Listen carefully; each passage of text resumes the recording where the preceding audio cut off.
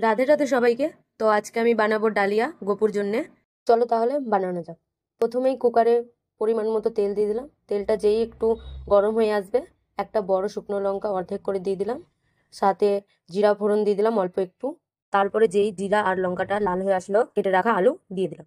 আমি এখানে দুটো আলু দিয়েছিলাম, তোমরা চাইলে বেশি করেও দিতে পারো। তারপরে আলুকে জিরা লঙ্কার সাথে ভালো করে মিক্স করে নিলাম। আলুটা হালকা লাল হয়ে এসেছে, এবার আমি ধুয়ে রাখা ডালিয়া দিয়ে দিলাম। তারপরে দুটোকে ভালো করে মিক্স করে নিয়ে পরিমাণ মতো হলুদ দিয়ে দিলাম, আর সাথে দিয়ে দিলাম স্বাদ মতো লবণ। তারপরে হলুদ লবণ দুটোকে ভালো করে ডালিয়ার সাথে মিক্স করে নিলাম। সাথে অল্প একটু চিনি দিয়ে দিলাম, যাতে ডালিয়ার টেস্টটা আর একটু বেশি ভালো হয়। আবারও ভালো করে সবগুলোকে মিশিয়ে নিয়ে জল দিয়ে দিলাম। আমি যেহেতু ডালিয়াটাকে বেশি শুকনো করব না, সেই কারণে বেশি করে জল দিয়েছি। তোমরা যদি শুকনো করতে চাও তাহলে অল্প করে জল দিতে পারো। তারপর কুকারের ঢাকনা লাগিয়ে দিলাম, আর 4টা সিটি পড়ার সাথে সাথে গ্যাস অফ করে দিলাম। এই যে দেখো ডালিয়া বানানো কমপ্লিট। তারপরে একটা থালাতে গোপুর জন্য ভোগ উঠিয়ে নিলাম, সাথে দিয়ে দিলাম লাড্ডু আর শনপাপড়ি, আর দিয়ে দিলাম তুলসী পাতা। আর হ্যাঁ, গোপালের ভোগে অবশ্যই মনে করে তুলসী পাতা দিতে হবে, কারণ গোপাল তুলসী পাতা ছাড়া ভোগ গ্রহণ করে না। তারপর গোপুকে ভোগ দিয়ে দিলাম। আর ভিডিওটা আমি এখানে শেষ করছি। ভিডিওটা যদি ভালো লেগে থাকে তাহলে অবশ্যই কমেন্ট করে জানিও। এখনকার জন্য টাটা।